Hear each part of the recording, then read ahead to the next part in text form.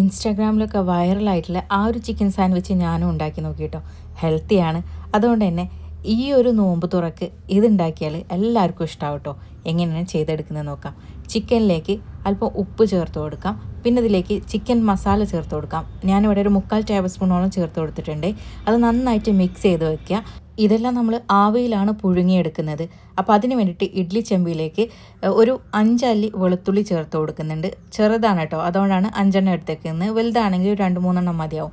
ഇതിലേക്ക് കാശ്മീരി ചില്ലി ഒരു 2 കൂടെ നമ്മൾ നേരത്തെ പുരട്ടി വെച്ചിട്ടുണ്ടായിരുന്ന ആ ഒരു ചിക്കനും 2 മുട്ടയും കൂടെ ഈ ഇഡ്ഡലി പാത്രത്തിലേക്ക് ഒഴിച്ചു കൊടുത്തതിന് ശേഷം ഇതൊന്ന് നമ്മൾ ഒരു 15 മിനിറ്റോളം ആവി കയറ്റിയെടുക്കണം കേട്ടോ. അപ്പോഴേക്കും ഈ ചിക്കനൊക്കെ നല്ലപോലെ വെന്ത് വന്നിട്ടുണ്ടാവും. അതുപോലെ മുട്ടയും എല്ലാം വെന്തിട്ടുണ്ടാവും കേട്ടോ. ചിക്കൻ നമ്മൾ അതിൽ നിന്ന് മാറ്റി വയ്ക്കുക. അതുപോലെ ചിക്കനിൽ നിന്ന് ഇറങ്ങിയിട്ടുള്ള ആ സ്റ്റോക്ക് ഒരു പാത്രത്തിലേക്ക് മാറ്റി കൊടുക്കുക കേട്ടോ. ഹെൽത്തി മയോണൈസ് തയ്യാറാക്കാൻ വേണ്ടിയിട്ട് നമ്മൾ ആവിയിൽ പുഴുങ്ങി വെച്ചിട്ടുണ്ടായിരുന്ന മുട്ട ഉണ്ടല്ലോ, അത് മിക്സിയുടെ ജാറിലേക്ക് ഇട്ട് കൊടുക്കാം. കൂടെ കാശ്മീരി ചില്ലിയും ആ ഒരു വെളുത്തുള്ളിയും ചേർത്ത് കൊടുക്കാം. അതുപോലെ തന്നെ നമ്മൾ മാറ്റി വെച്ച ചിക്കൻ്റെ സ്റ്റോക്ക് ഇതിലേക്ക് ചേർത്ത് കൊടുക്കാം. അല്പം ഉപ്പ് ചേർത്ത് കൊടുക്കാം. ഒരു ചീസിൻ്റെ സ്ലൈസ് ചേർത്ത് കൊടുക്കുന്നുണ്ട്. പാസ്ലി ചേർത്ത് കൊടുക്കുന്നുണ്ട്. കൂടെ തന്നെ അല്പം പാൽ ചേർത്ത് കൊടുക്കാം. ഞാനിവിടെ ഒരു 1/4 കപ്പോളം ചേർത്ത് കൊടുത്തിട്ടുണ്ട്. 1 ടേബിൾ സ്പൂണോളം മൊസറല്ല ചീസും ചേർത്ത് കൊടുത്തിട്ടുണ്ട്. പിന്നെ കുരുമുളകിൻ്റെ പൊടി ഒരു 1/2 ടീസ്പൂണും ചേർത്ത് കൊടുത്തിട്ട് ഇത് നന്നായിട്ടൊന്ന് അരച്ചെടുക്കുക കേട്ടോ. നമുക്കവിടെ മാറ്റി വയ്ക്കാം. ഇനി നമ്മൾ നേരത്തെ മാറ്റി വെച്ചിട്ടുണ്ടായിരുന്ന ചിക്കൻ ഉണ്ടല്ലോ, അത് നല്ല പോലെ നമ്മൾ ഒന്ന് പിച്ചിയെടുക്കുക കേട്ടോ. ഇതുപോലെ ഫോർക്കോ എന്തെങ്കിലും ഉപയോഗിച്ചിട്ട് അങ്ങ് ചെയ്തെടുത്താൽ മതി. ഇനി നമുക്ക് ഈ ചിക്കനിലേക്ക് കുറച്ച് വെജീസും കൂടെ ആവശ്യമുണ്ട്. അപ്പോൾ അതിന് വേണ്ടി ഒരു 1/2 ക്യാരറ്റ് എടുത്തിട്ടുണ്ട്. അതുപോലെ തന്നെ കുക്കുംബറും ഒരു പകുതി തന്നെ എടുത്തിട്ടുള്ളൂ കേട്ടോ. പിന്നെ സവാളയും ഒരു പകുതി എടുത്തിട്ടുണ്ട്. ക്യാബേജും ഒരു കുറച്ച് പോർഷൻ മാത്രമേ എടുത്തിട്ടുള്ളൂ കേട്ടോ. തക്കാളി 1 ഞാൻ എടുത്തിട്ടുണ്ട്.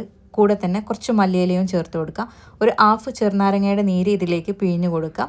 പിന്നെ കുറച്ചുകൂടെ കുരുമുളക് നമുക്കിതിലേക്ക് വേണം. ഞാനൊരു 1/2 ടീസ്പൂണോളം ചേർത്ത് കൊടുത്തിട്ടുണ്ട്. പിന്നെ കുറച്ചുകൂടെ പാസ്ലി ചേർത്തിട്ട് നമ്മൾ നേരത്തെ റെഡിയാക്കി വെച്ചിട്ടുണ്ടെന്ന ആ ഒരു മയോണൈസ് ഉണ്ടല്ലോ, അത് ഇതിലേക്ക് ചേർത്തിട്ട് നന്നായിട്ട് നമ്മളിതൊന്ന് മിക്സ് ചെയ്തെടുക്കുക കേട്ടോ.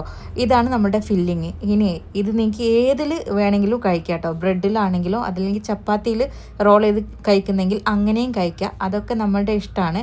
ഇപ്പം ഞാൻ നിങ്ങൾക്ക് കാണിച്ചു തരാൻ വേണ്ടിയിട്ട് മാത്രമാണ് ബ്രെഡ് ഇതുപോലെ ചെയ്തെടുക്കുന്നത്.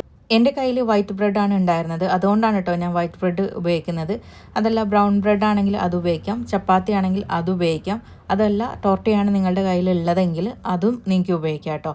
ഇതുപോലെ തന്നെ നമ്മളിത് ടോസ്റ്റ് ചെയ്തെടുക്കുന്ന സമയത്തെ ഒട്ടും ഓയിലില്ലാതെ നമുക്ക് ചെയ്യുന്നെങ്കിൽ അങ്ങനെയും ചെയ്യാം കേട്ടോ. ഞാനിവിടെ ഒലീവ് ഓയിലാണ് എടുത്തേക്കുന്നത്. എന്നിട്ട് ഇതിലേക്ക് ബ്രെഡ് വെച്ച് കൊടുത്തതിന് ശേഷം ഞാൻ ഇതുപോലെ ഒരു വെയിറ്റ് വെച്ച് കൊടുക്കാറുണ്ട് കേട്ടോ. അതെന്തിനാന്ന് വെച്ചാൽ നമ്മൾ പാനിലാണ് ഇതുപോലെ ടോസ്റ്റ് ചെയ്തെടുക്കുന്നത്.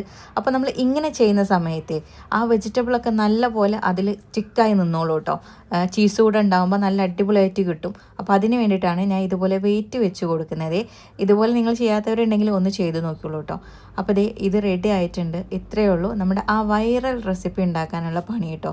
നല്ല ടേസ്റ്റ് ഉണ്ട്. ചിലരൊക്കെ പറയാറുണ്ട് ഇതിൽ ആ മുട്ടയുടെ ടേസ്റ്റ് മുന്നിട്ട് നിൽക്കുന്നുണ്ട്. അതെന്തുകൊണ്ടാണെന്ന് വെച്ചാലേ നമ്മൾ ചിക്കന് ഒന്നും ഇടാതെയാണ് അതിലൊക്കെ അവർ സ്റ്റീം ചെയ്തെടുക്കുന്നത്. ഇതുപോലെ ചിക്കൻ മസാല ഉപയോഗിച്ചിട്ട് സ്റ്റീം ചെയ്തെടുക്കുകയാണെങ്കിൽ ആ ഒരു ഫീലേ വരില്ല. മാത്രമല്ല നല്ല ടേസ്റ്റും ഉണ്ട് കേട്ടോ. അപ്പോൾ നിങ്ങൾക്ക് ഹെൽത്തി ആയിട്ടുള്ള ഐറ്റം നോമ്പ് തുറക്കാൻ വേണമെന്നുണ്ടെങ്കിൽ ഇതൊന്ന് തയ്യാറാക്കി നോക്കിയുള്ളൂ കേട്ടോ. തീർച്ചയായിട്ടും എല്ലാവർക്കും ഇഷ്ടപ്പെടും. വീഡിയോ ഇഷ്ടപ്പെടുവാണെങ്കിൽ ലൈക്ക് ചെയ്യാനും ഷെയർ ചെയ്യാനും ചാനൽ ഫോളോ ചെയ്യാനും മറക്കരുത് കേട്ടോ. അപ്പോൾ എല്ലാവർക്കും താങ്ക്സ് ഫോർ വാച്ചിങ്.